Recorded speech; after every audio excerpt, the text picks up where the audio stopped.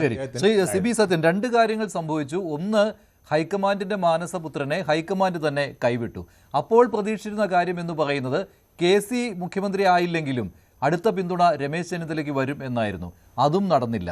എന്താണ് അവിടെ KCയെയും ചെന്നിത്തലയെയും ഒരേപോലെ വെട്ടാൻ VD സതീശനെ സഹായിച്ച ആ ചതുരംഗ തന്ത്രം? മഞ്ജുഷ, ആദ്യമായിട്ട് നിയുക്ത മുഖ്യമന്ത്രി ശ്രീ VD സതീശന് അഭിനന്ദനങ്ങൾ. അപ്പൊ നമ്മള് ഈ വളരെ ഇൻട്രസ്റ്റിംഗ് ആയ കുറച്ച് ദിവസങ്ങളാണ് കേരള രാഷ്ട്രീയത്തിൽ കടന്നുപോയത്. അപ്പൊ ഇതിനകത്ത് നമ്മൾ മനസ്സിലാക്കേണ്ടത്, പതിവില്ലാതെ ഇത്രയും MLA-മാരുടെ പിന്തുണ ഉണ്ടായിട്ടും ഉള്ള നേതാക്കളെ ഒഴിവാക്കിക്കൊണ്ട് വളരെ വ്യത്യസ്തമായൊരു നിയമന പ്രോസസ്സ് നടന്നിരിക്കുകയാണ്. അപ്പം ഇതിനകത്ത് ഒന്നെന്ന് പറയുന്നത് ഘടകകക്ഷികളുടെ പിന്തുണ, പ്രത്യേകിച്ച് മുസ്ലിം ലീഗിന്റെ പിന്തുണ VD സതീശന്റെ നിയമനത്തിൽ അതിശക്തമായ പങ്ക് വഹിച്ചു എന്നാണ് മനസ്സിലാക്കുന്നത്. കാരണം ഒരുപക്ഷെ പത്രപ്രസ്താവനകളിലൂടെയും കോൺഗ്രസ് ഹൈക്കമാൻഡിനെ നേരിട്ട് അറിയിക്കുന്നതിനും അപ്പുറത്തേക്ക് മുസ്ലിം ലീഗ് കുറച്ചുകൂടി കടന്ന് പ്രിയങ്ക ഗാന്ധിയുമായിട്ട് കമ്മ്യൂണിക്കേഷൻ നടത്തുകയും തങ്ങളുടെ വികാരം കൃത്യമായി അറിയിക്കുകയും ചെയ്തതാണ് ഒരു പരിധിവരെ ഈ തീരുമാനത്തിലേക്ക് നയിച്ചത് എന്നാണ് ചില വൃത്തങ്ങളിൽ നിന്ന് നമുക്ക് മനസ്സിലാകുന്നത്. അതായത് പ്രിയങ്ക ഗാന്ധിയുടെ സ്വാധീനമാണ് രാഹുൽ ഗാന്ധിയെ കൊണ്ട് ഇത്തരം ഒരു തീരുമാനം എടുപ്പിക്കാൻ അല്ലെങ്കിൽ ഇത്തരം ഒരു തീരുമാനത്തിലേക്ക് എത്തുന്നതിൽ ഏറ്റവും പ്രധാനപ്പെട്ടതായത് എന്ന് ചില അൺകൺഫേംഡ് റിപ്പോർട്ടുകളിൽ നിന്ന് മനസ്സിലാക്കാൻ പറ്റുന്നുണ്ട്. അപ്പൊ എന്തായാലും ഈ പറഞ്ഞതുപോലെ മുസ്ലിം ലീഗ് ആണ് ഇതിനകത്ത് ഏറ്റവും പ്രധാനപ്പെട്ട പങ്ക് വഹിച്ചത്. ഒബിയസ്ലി എനിക്ക് തോന്നുന്നില്ല, നേരത്തെ പറഞ്ഞതുപോലെ പൊതുജന രോഷം ഒരു വലിയ ഘടകമായിട്ട് അവരെടുത്തിട്ടുണ്ട് എന്നുള്ളത്. കാരണം പൊതുജന രോഷം പലപ്പോഴും ഈ പറഞ്ഞ സൃഷ്ടിക്കപ്പെടുന്നതാകാം. സോഷ്യൽ മീഡിയയെ കൃത്യമായിട്ട് മാനിപ്പുലേറ്റ് ചെയ്യാനും ട്വിസ്റ്റ് ചെയ്യാനും കഴിയുമെന്നത് നമ്മളുടെ എത്രയോ ഇലക്ഷനുകളിൽ എത്രയോ സംഭവങ്ങളിൽ ഇന്ത്യയിൽ മാത്രമല്ല ലോകം മൊത്തം നമ്മൾ കണ്ടതാണ്. പക്ഷെ അതിനെ അപകടകരമായ രീതിയിലേക്ക് തിരിക്കാനും പറ്റും. ഒരു പക്ഷേ VD സതീശന് ഈ സ്ഥാനം കൊടുത്തില്ലായിരുന്നെങ്കിൽ സോഷ്യൽ മീഡിയയിലും തെരുവുകളിലും ഒക്കെ ചിലപ്പോൾ വലിയ സമരങ്ങളും പ്രശ്നങ്ങളും ഒക്കെ ഉണ്ടാകുമായിരുന്നേനെ.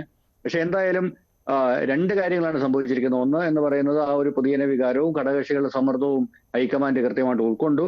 രണ്ടാമത്തത് എനിക്ക് തോന്നുന്നത് കുറച്ചുകൂടെ ഒരു ട്വിസ്റ്റാണ്. കാരണം സിബി സത്യൻ, എല്ലാ ഘടകകക്ഷികളും സതീശനാണ് പിന്തുണയുമായിട്ട് വന്നിട്ടുള്ളത്.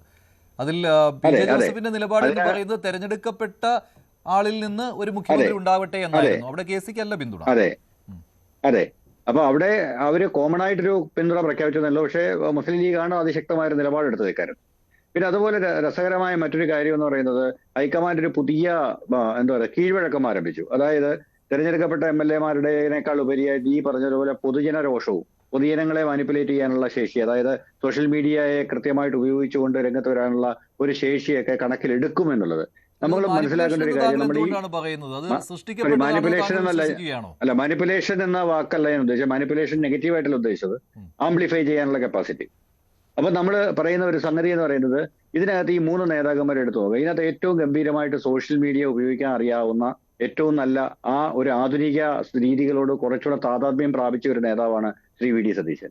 ഈ കഴിഞ്ഞ ഇലക്ഷന് നമ്മൾ എടുത്തു നോക്കുകയാണെങ്കിൽ, കഴിഞ്ഞ കേരളത്തിലെ ഇലക്ഷൻ സംബന്ധിച്ച് ഈ സ്ഥാനാർത്ഥി നിർണയത്തിലൊന്നും ശ്രീ VD സതീശൻ വലിയൊരു പങ്ക് വഹിച്ചതായിട്ട് നമ്മൾ എവിടെയും കണ്ടില്ല. 1 or 2 സ്ഥാനാർത്ഥികൾക്ക് വേണ്ടിയിട്ട് അദ്ദേഹം പടപൊരുതി എന്നല്ലാതെ ഭൂരിഭാഗം തങ്ങളുടെ സ്ഥാനാർത്ഥികളെ നിർത്തണമെന്നോ അത്തരത്തിലുള്ള യാതൊരു സമ്മർദ്ദ തന്ത്രവും ശ്രീ VD സതീശൻ ഇവിടെ നടത്തിയിട്ടില്ല. അതിന് പകരം അദ്ദേഹം വളരെ കൃത്യമായിട്ടൊരു ജനനായകനായിട്ട് മാറാനുള്ള ശ്രമങ്ങളാണ് നടത്തിയത്. നമ്മൾ കണ്ടുപഠിക്കേണ്ട ഒരു നല്ല പൊളിറ്റിക്കൽ ലെസണാണത്. അതായത് സാധാരണഗതിയിൽ നമുക്കറിയാം, ഏതൊരു ഇലക്ഷനിലും തിരഞ്ഞെടുക്കപ്പെടുന്ന MLA-മാരുടെ സപ്പോർട്ട്, അവരുടെ പിന്തുണ, അവരെ കൂടെ നിർത്തുക, എന്റെ സ്ഥാനാർത്ഥികളെ നിർത്തിയിട്ട് വിജയിപ്പിച്ചെടുക്കുക, അവർക്ക് ആവശ്യമായ സഹായ സഹകരണങ്ങൾ ചെയ്യുക തുടങ്ങിയ ഒരുപാട് ഈ കിഡ് പ്രോക്കോ പോലെയുള്ള ഒരുപാട് സംഭവങ്ങൾ ഈ തെരഞ്ഞെടുപ്പ് രാഷ്ട്രീയത്തിൽ എപ്പോഴും ഉണ്ടാവാറുണ്ട്.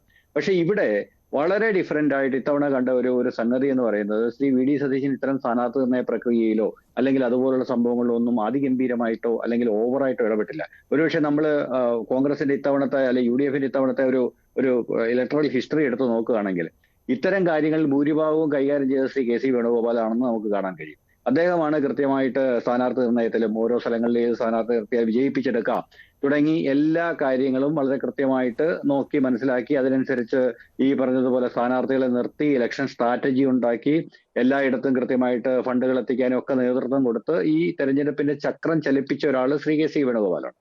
അപ്പം പക്ഷേ ശ്രീ VD സതീശൻ ഇത്തരം പ്രവർത്തനങ്ങളിൽ അതിഗംഭീരമായിട്ട് ഇടപെട്ടിട്ടുണ്ടോ എന്ന് ചോദിച്ചു കഴിഞ്ഞാൽ ഒരു പക്ഷേ ഉണ്ട് എന്ന് കോൺഗ്രസിലെ നിലവിലുള്ള സംഘടനാ ഭാരവാഹികൾ ആരെങ്കിലും പറയുമോ എന്ന് എനിക്കറിയില്ല.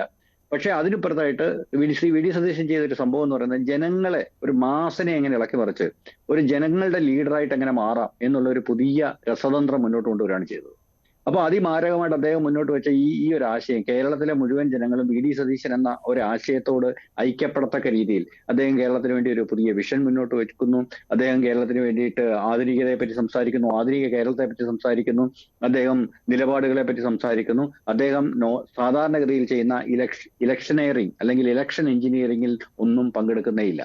എന്നിട്ട് അവസാനം ഈ ഒരു ശക്തി വെച്ച്, അത് ഒരു തരത്തിൽ പറഞ്ഞാൽ വളരെ അസാധാരണമായ ഒരു വളർച്ചയാണ് അദ്ദേഹത്തിന്. 2011 മന്ത്രിസഭയിൽ സ്വാഭാവികമായിട്ട് ഇടം ഉണ്ടാകേണ്ടിയിരുന്ന, എന്നാൽ ഇടം കിട്ടാതെ പോയ, തിരസ്കരിക്കപ്പെട്ട ഒരു MLA-യിൽ നിന്ന് അദ്ദേഹത്തിന്റെ കഴിഞ്ഞ 15 വർഷങ്ങൾ കൊണ്ട് കേരളത്തിന്റെ മുഖ്യമന്ത്രി സ്ഥാനത്തേക്കുള്ള ഒരു വളർച്ച എന്ന് പറയുന്നത് അതിഗംഭീരമാണ്.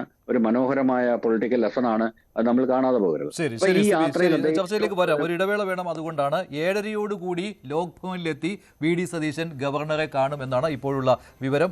സർക്കാർ രൂപീകരിക്കുന്നതിനുള്ള അവകാശവാദം അദ്ദേഹം ഉന്നയിക്കും. കൂടുതൽ വാർത്തകൾക്ക് News 18 Keralam YouTube channel subscribe ചെയ്യുക.